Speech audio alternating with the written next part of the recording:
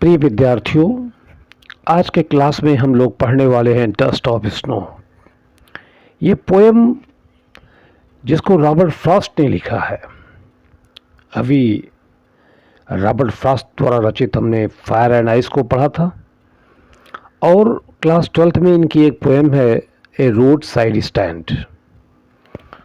तो Robert Frost एक American poet और ये क्या लिखते हैं उसको हम देखेंगे। अब एक बात यह है कि सुपरस्टिशन क्या होता है। सुपरस्टिशन का मतलब होता है अंधविश्वास। जैसे कि काली बिल्ली ने रास्ता काट दिया, इसका मतलब आज के दिन कुछ बुरा होने वाला है। दूसरा अंधविश्वास है कि हाथ में खुजली हो रही है, इसका मतलब पैसा आने वाला है। तीसरा अंधविश्वास ये फैला है कि शाम को झाड़ू नहीं लगाना चाहिए वरना लक्ष्मी माता चली जाती हैं। और जैसे कि मान लो हमें हिचकी आ रही है, इसका मतलब ज़रूर कोई ना कोई याद कर रहा है। और ऐसे बहुत सारे अंधविश्वास हैं। ये अंधविश्वास इसलिए चर्चा कर रहे हैं क्योंकि आज जो हम लोग पोएम पढ़ने वाले हैं डस्ट ऑफ स्नो, इसमें हमारे जो पोएट हैं रॉबर्ट फ्रॉस्ट, वो इन सभी अंधविश्वासों को तोड़ने वाले हैं। So let's get started without wasting our time। तो देखो, होता कुछ ये है कि एक बड़े से हेमलॉक ट्री के ऊपर एक कौवा बैठा हुआ था और जैसे ही वो कौवा अपने विंग्स को, अपने पंख को हिलाता है तो पेड़ के जो शाखाएं हैं, ब्रांचेस पर पड़े कुछ स्नो के पार्टिकल्स नीचे गिर जाते हैं। और सेम उसी वक्त पर हमारे जो पोएट थे रॉबर्ट फ्रॉस्ट जी, वो पेड़ के नीचे से गुजर रहे थे। और फिर क्या होना था? होना वही था, वो जो स्नो के पार्टिकल्स होते हैं वो पोएट के ऊपर गिर जाते हैं। और उसके बाद हमें पता चलता है कि इस इंसिडेंट के कारण पोएट का मूड था वो काफ़ी ज़्यादा अच्छा हो जाता है। यानी कि इस इंसिडेंट, इस घटना से पहले हमारे जो पोएट थे वो काफ़ी ज़्यादा दुखी थे, सैड थे, डिप्रेस थे। लेकिन जैसे ही ये इंसिडेंट होता है, पोएट का जो मूड होता है वो काफ़ी अच्छा हो जाता है, काफ़ी ज़्यादा अच्छा हो जाता है। और हमें ये भी पता चलता है कि इस इंसिडेंट से पहले हमारे जो पोएट थे उन्होंने अपना आधा दिन बर्बाद कर दिया था, वेस्ट कर रखा था, और वो अपना आगे का दिन भी वेस्ट करने वाले थे। लेकिन जैसे ही ये इंसिडेंट होता है, जैसे ही ये घटना घटती है, पोएट का मूड अच्छा हो जाता है। अब मूड क्या है? मना स्थिति।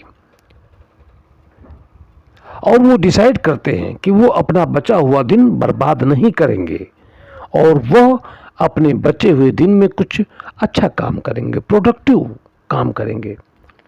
अब सवाल ये उठता है कि पोएट भी उदास क्यों था?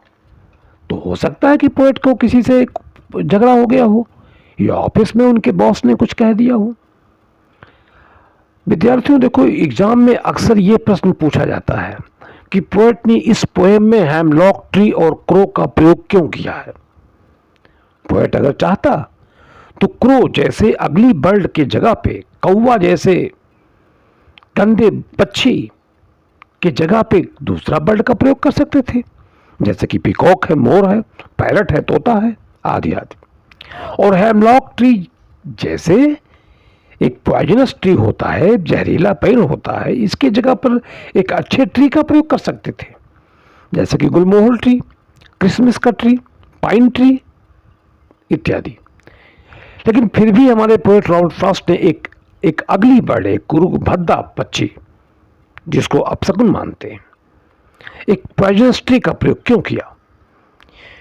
ये सवाल बोर्ड एग्जाम में कई बार पूछा जा चुका है और इसका आंसर है कि पोएट ये मैसेज देना चाहते थे कि जो खुशी होती है वो किसी भी चीज से आ सकती है, चाहे वो चीज कितनी भी सिंपल, कितनी भी साधारण, कितनी भी गरीब क्यों ना हो।